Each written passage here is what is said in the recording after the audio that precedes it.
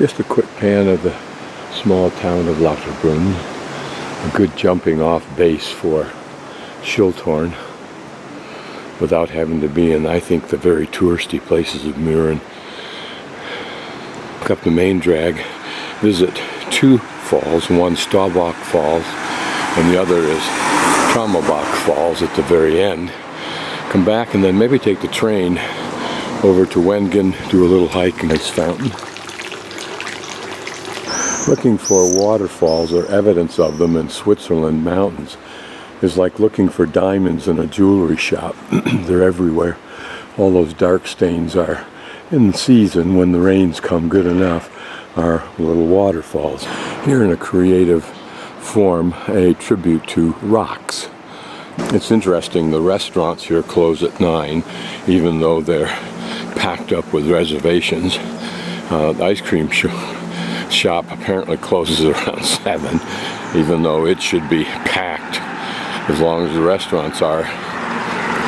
But I think there's a feeling here that they're so wealthy that because of this economy, they are only going to work as long as they want to, and then they're not, because they make enough money doing it that way. Very faded, but there she flies. I may go to Wengen this afternoon on that little train you see. It goes up over those mountains.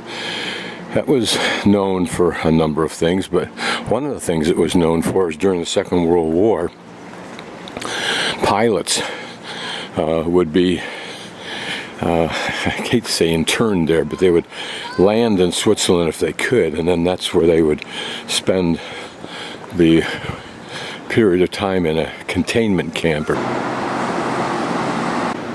Switzerland, and perhaps other places, known for these balcony flower arrangements that are so beautiful. Shopping so you can maybe pick out the faint waterfall. The stairway that takes us up to the base of this fall, so we'll walk up there. A community cemetery laid out with the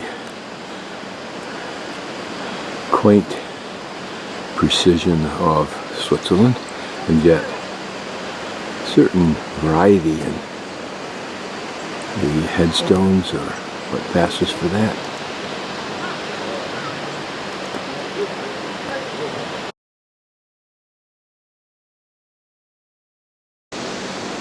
Notice the 2 of the 4 or 5 languages here in Switzerland, i.e. Korean.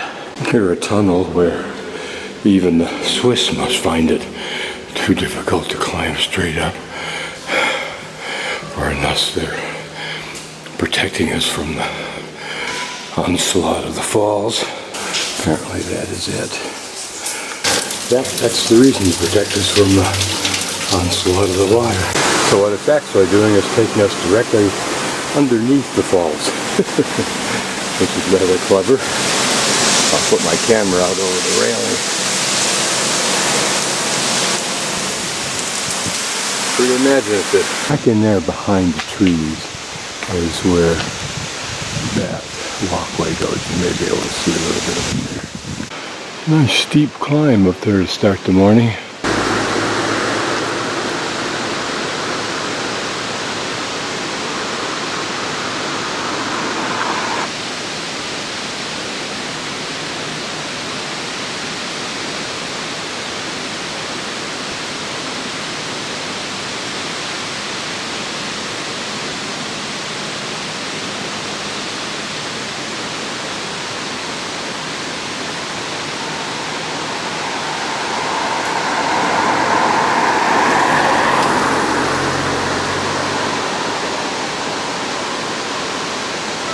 Other pretty falls we'll walk by but not up to.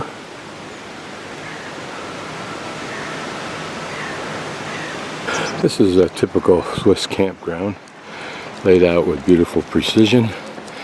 My guess is you are not allowed to free camp in Switzerland. And probably the way it's developed, there's little opportunity to do so, except for those who have a 4-wheel drive equipped type vehicle. Pretty large and elaborate setup. It looks like that one is a big tent with a big fly and then mosquito netting or another extension on that. And then this one quite large. And it looks from that dead grass that they hang out for an amount of time. Looks like a camper van with a large tent extension. Like semi-permanent encampments, whether it's something you can rent or it's for staff, I don't know. When they're going to build something, even something relatively modest, as this structure's additions, plus this garage, of course those are pretty huge log timbers, they have one of these cranes that's installed permanently for this time of construction. Of course they have rocks to haul and so forth, so. But the Swiss will do things that are very expensive in order to achieve the level of quality they require. A modest falls.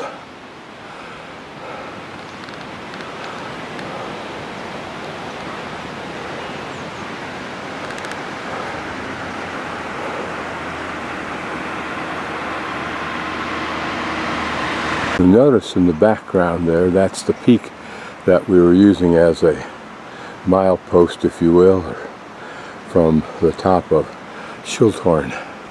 Typical example of Swiss completion of objectives, having a toilet out here near this picnic kiosk.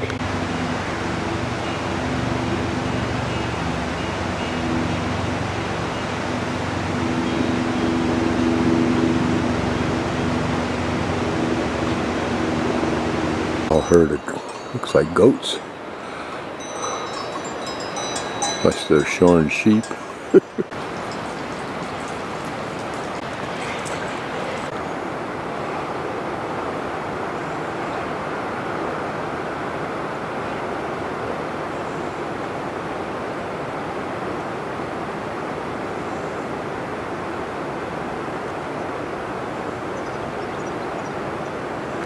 Staubbach Falls is there to the right, probably in that defile there.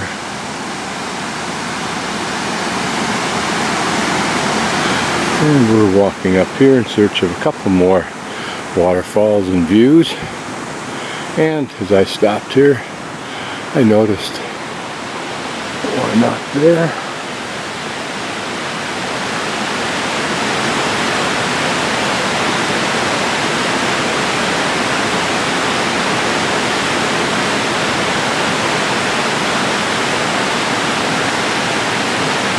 As the water falls, it gets gossamer and gossamer. Until it's just a wispy little cloud, if you will.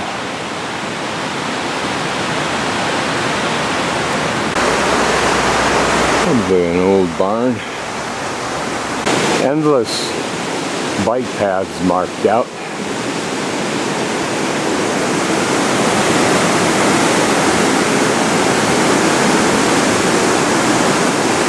Here we are at our last waterfall until we go to Staubbach.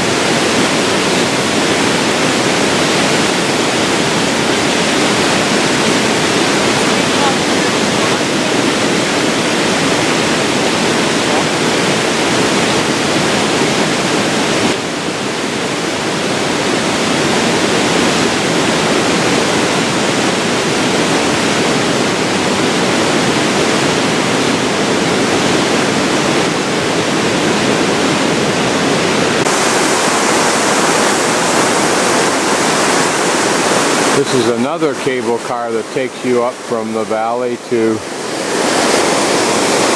Schildhorn. And the hordes of tourists.